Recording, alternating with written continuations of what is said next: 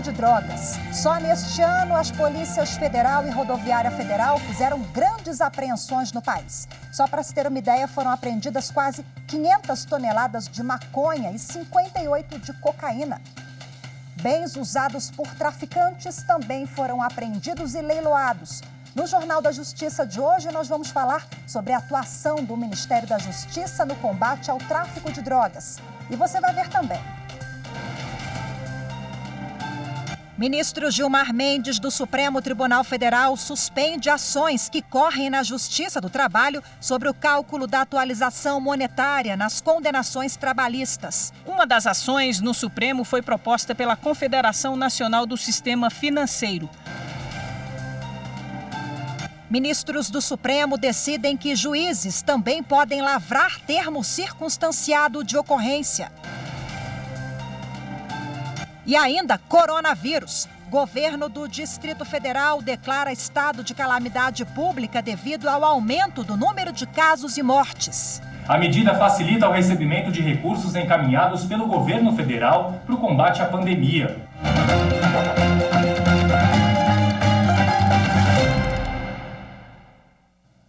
O ministro Ricardo Lewandowski, do Supremo Tribunal Federal, determinou hoje o envio para a primeira instância de uma notícia-crime contra o ex-ministro da Educação, Abraham Weintraub, por suposta prática de crimes previstos na Lei de Segurança Nacional.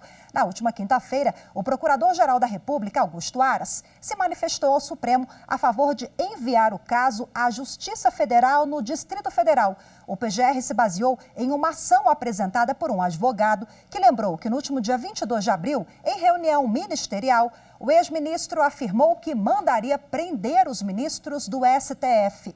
O caso tramitava no Supremo pelo fato de Weintraub ter prerrogativa de foro. Com a demissão dele do MEC, a questão também passa a ser tratada pela primeira instância. E o ministro Gilmar Mendes, do Supremo Tribunal Federal, suspendeu todas as ações que correm na Justiça do Trabalho sobre o cálculo da atualização monetária nas condenações trabalhistas. O assunto deve ser julgado pelo Tribunal Superior do Trabalho. Uma das ações no Supremo foi proposta pela Confederação Nacional do Sistema Financeiro. A CONSIF pede a constitucionalidade de alguns artigos da CLT, que, segundo a entidade, deixam claro qual a correção monetária deve ser usada em decisões.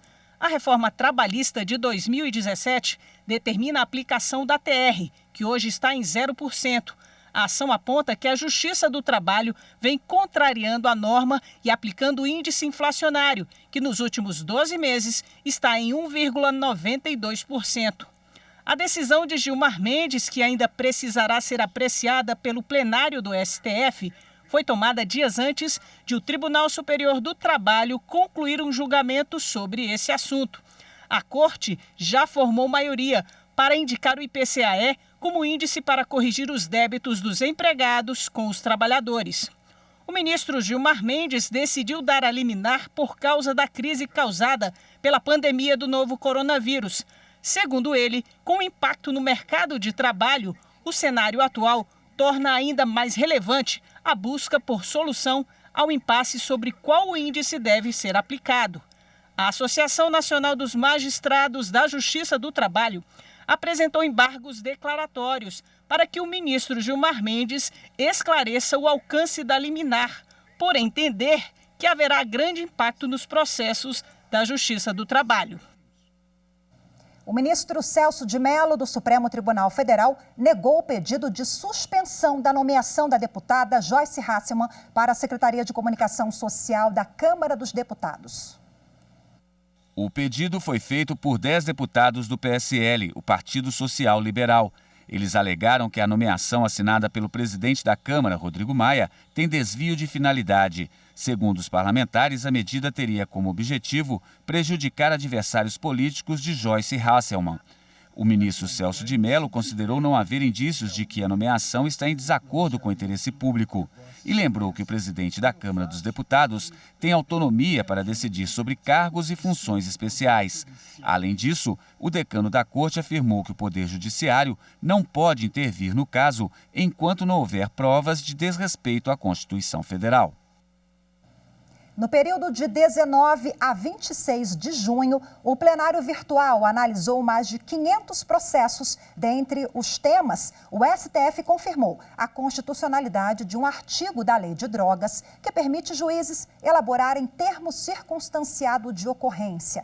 Quem traz os detalhes das principais decisões para a gente é a consultora jurídica da TV Justiça, a Gisele Reis. Hoje eu vim falar para vocês as principais decisões da última sessão do plenário virtual do STF. No julgamento de uma ação direta de inconstitucionalidade, os ministros decidiram que juízes também podem fazer o registro do termo circunstanciado de ocorrência. Essa decisão se deu numa ação que foi apresentada pela Associação de Delegados de Polícia do Brasil, questionando um dispositivo da Lei de Drogas que prevê a possibilidade de magistrados lavrarem esse documento. A ADEPOL argumenta que só a polícia teria essa atribuição por considerar que ele decorre de uma atividade investigativa que é própria das polícias judiciárias. Mas esse não foi o entendimento que prevaleceu no STF. O voto que norteou o julgamento foi o da relatora, ministra Carmen Lúcia. Para ela, o termo circunstanciado é um documento onde são registrados a descrição detalhada do fato e as declarações do condutor do flagrante e do autor do fato. Esse documento informativo não é de competência exclusiva da Polícia Judiciária, sendo possível ser atribuída a outras autoridades, inclusive o Poder Judiciário. Apenas o ministro Marco Aurélio divergiu. Em outro caso, na análise de uma ação que questionava a lei mineira sobre custas judiciais, os ministros decidiram que o valor das taxas judiciárias podem ser baseados no valor da causa. Esse critério não impede o acesso à justiça, pois são fixados valores mínimos e máximos e devem ser fixados de forma proporcional ao serviço prestado. O voto que prevaleceu nesta análise foi o do ministro Alexandre de Moraes, que divergiu do relator ministro Marco Aurélio.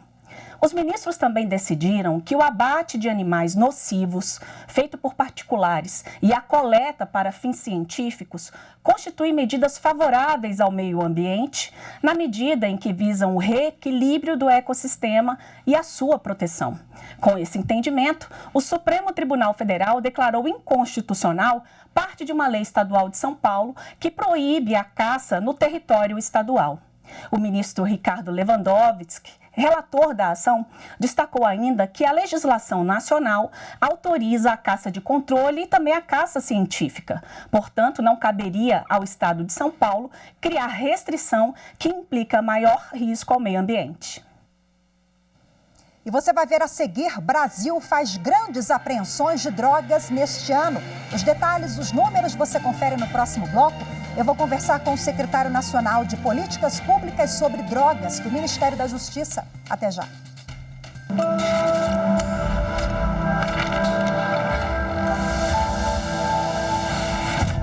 A nossa Constituição inaugurou um novo regime para a nossa democracia, restabelecendo o regime democrático e também trazendo diversos direitos e garantias fundamentais à população. Para além disso, inaugurou trazendo a Defensoria Pública como importante instituição na defesa do regime democrático.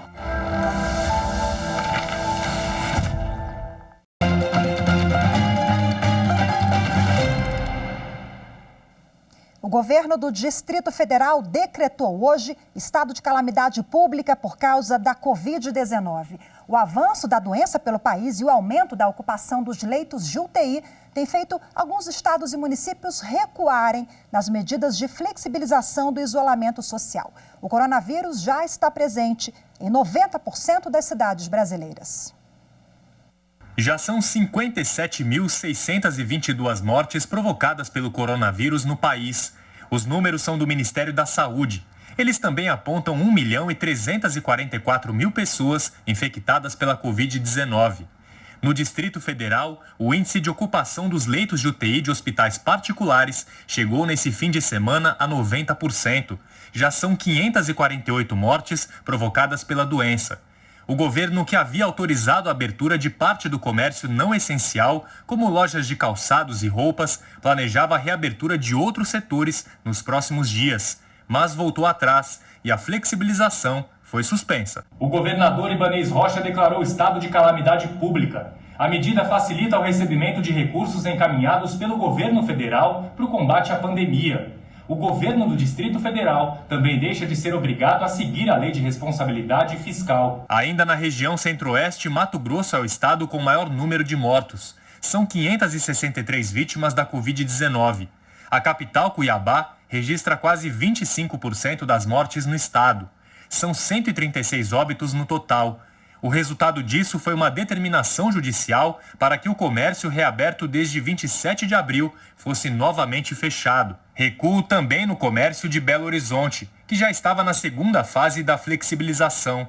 Pouco mais de um mês depois de permitir a reabertura do comércio não essencial, a Prefeitura da capital mineira determinou que a partir desta segunda-feira, somente serviços essenciais permaneçam abertos, como supermercados e farmácias. O estado de São Paulo lidera as estatísticas de números de casos confirmados e mortes provocadas pelo vírus no país. Mas na capital do estado, a prefeitura afirma que o índice de ocupação dos leitos de UTI caiu desde o início de junho. Nesta segunda-feira, o hospital de campanha montado há quase 3 meses no estádio do Pacaembu foi fechado e a capital paulista entrou na terceira fase de flexibilização do comércio. Clubes sociais foram autorizados a funcionar, respeitando as regras de combate à Covid-19. A Agência Nacional de Saúde Suplementar, a ANS, incluiu na lista de coberturas obrigatórias dos planos de saúde o teste sorológico para o novo coronavírus. A decisão foi tomada na última quinta-feira em reunião da diretoria colegiada e passa a valer a partir de hoje. Os exames sorológicos detectam a presença de anticorpos produzidos pelo organismo após exposição ao vírus. O procedimento passa a ser de cobertura obrigatória, esses procedimentos, para os planos de saúde nas segmentações ambulatorial, hospitalar, com ou sem obstetrícia e referência, nos casos em que o paciente apresente ou tenha apresentado quadros clínicos de síndrome gripal ou síndrome respiratória aguda grave. O Ministério da Justiça apresentou um balanço do trabalho realizado pelo governo federal e governos estaduais no combate ao tráfico no primeiro semestre deste ano. As apreensões são resultados de um trabalho de integração dos estados e de todas as forças policiais por meio do Programa Nacional de Segurança nas Fronteiras e Divisas. O cálculo é de um prejuízo aos criminosos de cerca de 680 milhões de reais.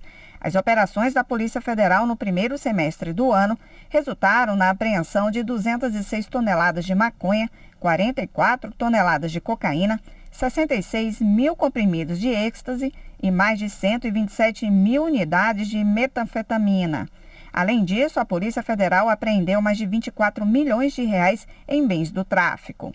Já o trabalho da Polícia Rodoviária Federal nas rodovias brasileiras resultou na apreensão de mais de 284 toneladas de maconha e 14 toneladas de cocaína no primeiro semestre deste ano.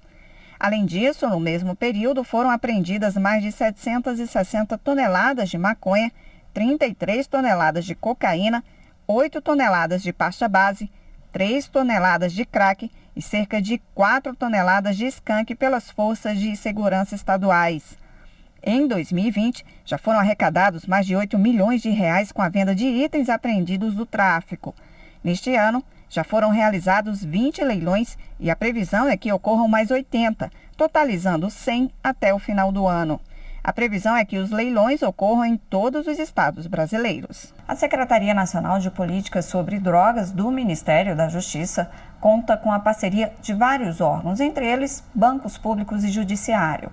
O Conselho Nacional de Justiça recomenda que os juízes criminais observem a Lei Antidrogas de 2006 para encaminhar a lista dos bens apreendidos, sequestrados ou indisponíveis em decorrência do tráfico de drogas para a Senad, realizar leilões e capitalizar recursos para políticas públicas do FUNAD, Fundo Nacional Antidrogas. O objetivo de parcerias como essas é aprimorar ferramentas de integração entre polícias, ministérios públicos, advocacias públicas, Poder Judiciário e Ministério da Justiça e Segurança Pública no combate ao tráfico de drogas, corrupção e lavagem de dinheiro.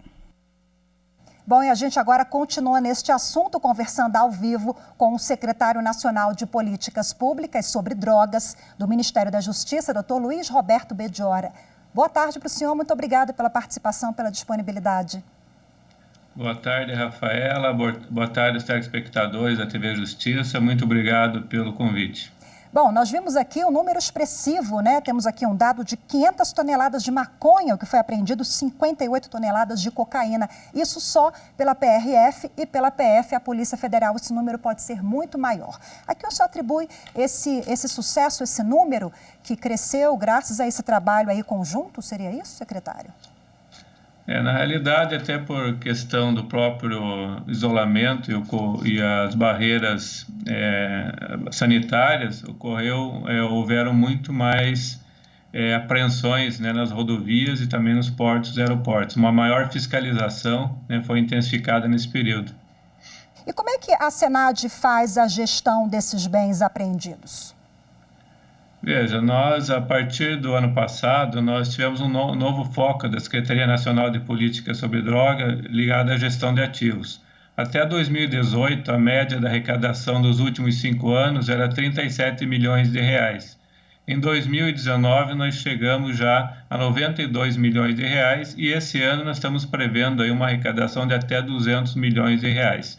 Foram realizados recentemente 31 leilões, atualizando os dados, agora nós já temos 13 milhões arrecadados de venda de veículos, somando com uma operação que foi feita na sexta-feira, que era o Dia Internacional de Combate às Drogas, uma venda de 12 milhões de dólares que foram apreendidos do tráfico, que resultou numa arrecadação de mais 62 milhões de reais. Então, hoje nós já temos 85 milhões de arrecadação oriundo do tráfico.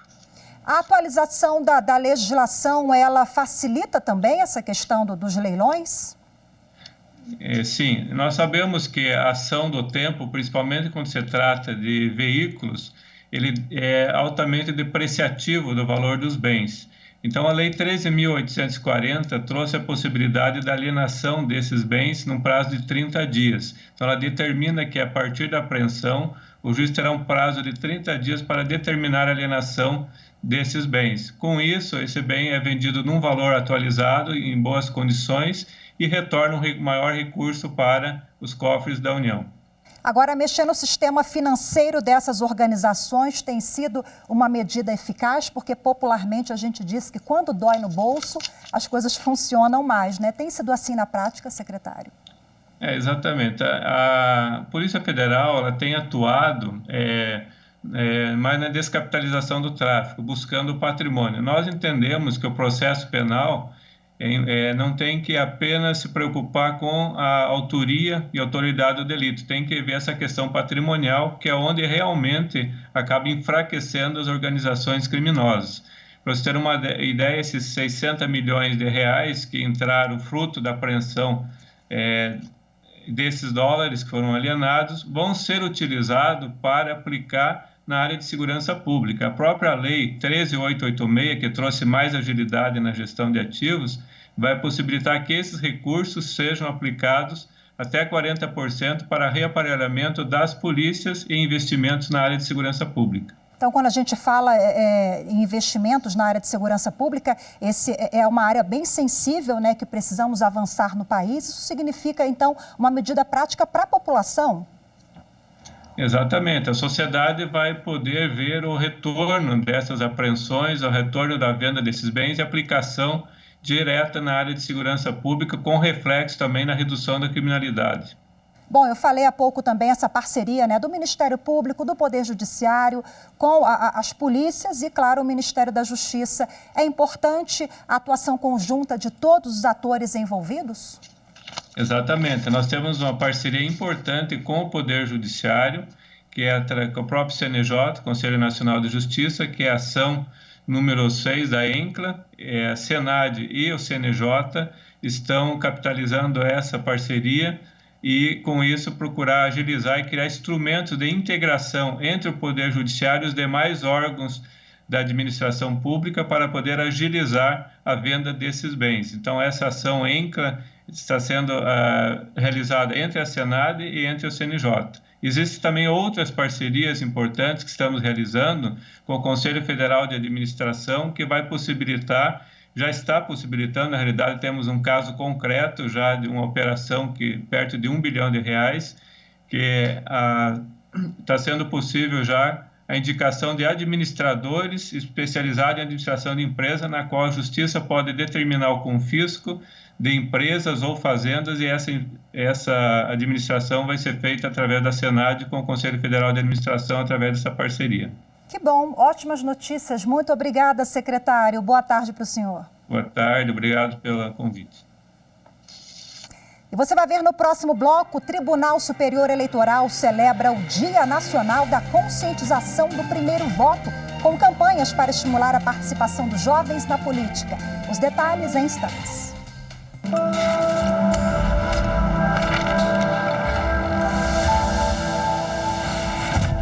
O que faz da Constituição de 1988 ser tão importante? A 7ª Constituição brasileira foi a única a ter a participação popular na elaboração do texto. Isso nos trouxe inovações fundamentais de direitos, deveres e garantias inerentes a cada um dos indivíduos.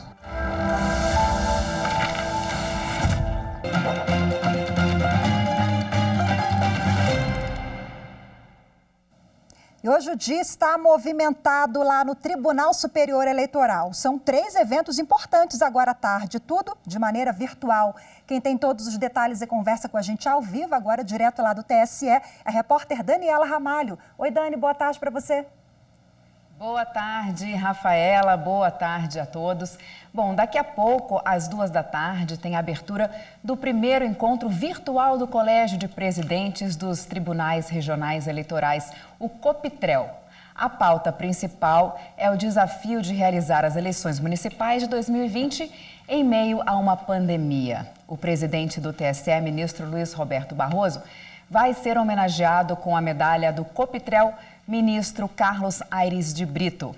Em seguida, às 15h, tem audiência pública sobre resolução que trata da extinção de partidos políticos. Vai ser comandada pelo relator, ministro Sérgio Banhos, e será de forma virtual e transmitida pelo YouTube do TSE. Quem se inscreveu, Rafa, poderá participar, mas as propostas ainda podem ser enviadas até amanhã. E no site do TSE está disponível a minuta de resolução. E ainda hoje, às 18h30, vai ter a segunda live da série Diálogos Democráticos. Será mediada pelo ministro Barroso e você pode acompanhar pelas redes sociais do TSE na internet. O tema é o fenômeno da desinformação no dia a dia da sociedade, com ênfase no impacto das notícias falsas no processo eleitoral brasileiro. Convidados: jornalista Cristina Tardáguila, o biólogo Átila Iamarino e o deputado federal Felipe Rigoni, um dos autores do projeto de lei de combate à desinformação na internet. Então, não se esqueça, é às 18h30 nas redes sociais do TSE. Rafa, eu volto com você. Uma boa tarde a todos. Obrigada, Dani. Boa tarde. Tchau, tchau.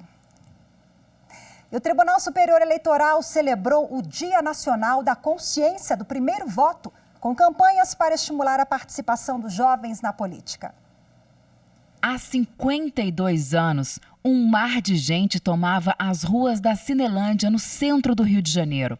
O pedido era pelo fim da ditadura militar. O povo queria voz, o povo queria participar. O jovem se organiza em movimentos para ter mais direitos a acesso à universidade, direito a não ser assassinado pela polícia, como o que aconteceu com o estudante Edson Luiz. Isso foi um dos grandes detonadores dessas manifestações.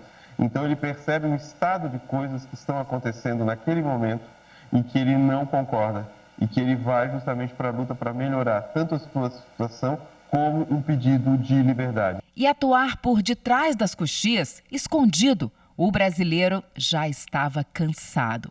O movimento nas ruas ganhou nome e sobrenome: Passeata dos 100 mil. Artistas, intelectuais e principalmente muitos jovens fizeram parte dessa que seria uma das mais expressivas manifestações populares da história republicana. E eles, que na época nem tinham direito de votar, passaram também a ter voz. Depois que um certo brigão da Constituinte entrou em cena. Eu disse isso, general, a lei e o artigo tal dizem que um jovem aos 16 anos pode se alistar para servir o Exército Brasileiro, inclusive em caso de guerra externa. Então, general, se um jovem aos 16 anos pode morrer em defesa da sua pátria, em guerra declarada pelo presidente da República, mas não pode eleger o presidente que declarou esta guerra? Foi dele, do então deputado federal pelo Rio Grande do Sul, Hermes Janete, a iniciativa de lutar pelo direito dos jovens com mais de 16 anos e menos de 18 a votar. E em 1988, finalmente, o texto foi inserido na Constituição Federal. Foi uma vitória e tanto. A partir daí, os mais jovens também passaram a fazer parte da escolha democrática. Hoje, mais de 21 milhões de brasileiros entre 16 e 25 anos estão aptos a votar. Um total de 14% do eleitorado. Nas eleições municipais deste ano, 1.500.000 eleitores vão às urnas pela primeira vez. O estudante Marcelo Alves sabe da importância da participação na política. Foi em 2018 que ele votou pela primeira vez. Aí quando eu fui lá apertar o confirma, na primeira opção que era deputado distrital, eu já fiquei feliz. E quando foi o final, o presidente, nossa, esse meu direito à cidadania, que é o direito ao voto. Foi muito gratificante, sabe? Participar da primeira eleição da minha vida. E o TSE quer a participação desse grande grupo no processo eleitoral. Pela campanha Jovem Eleitor, já fez o chamado para as urnas. Tire o seu título e faça a diferença. E a mais recente campanha chama Eu na Prefeitura, Eu na Câmara, com o objetivo de incentivar o público jovem a participar ainda mais das discussões políticas da sua cidade. O Marcelo também participou. Sabe, quando me deram um vídeo, aí apareceu lá falando, nossa mãe, olha, eu participei da campanha do TSE. Eu fiquei muito feliz mesmo. A luta para que os jovens tivessem esse direito de votar foi grande. Fez história, marcou época. E o voto consciente é a melhor arma do povo que quer um Brasil melhor. Inserir o direito de voto facultativo a partir dos 16 anos foi um dos maiores desafios. Então, jovem, você que está nos ouvindo nesse momento, participe, faça o seu título, vote. Vote porque ao votar você está ajudando a construir o seu futuro. E assim, com essa reflexão, nós terminamos mais esta edição do Jornal da Justiça. A gente fica por aqui, mas você confere outras notícias do Poder Judiciário durante a nossa programação. Muito obrigada pela sua companhia. Boa tarde para você, até amanhã.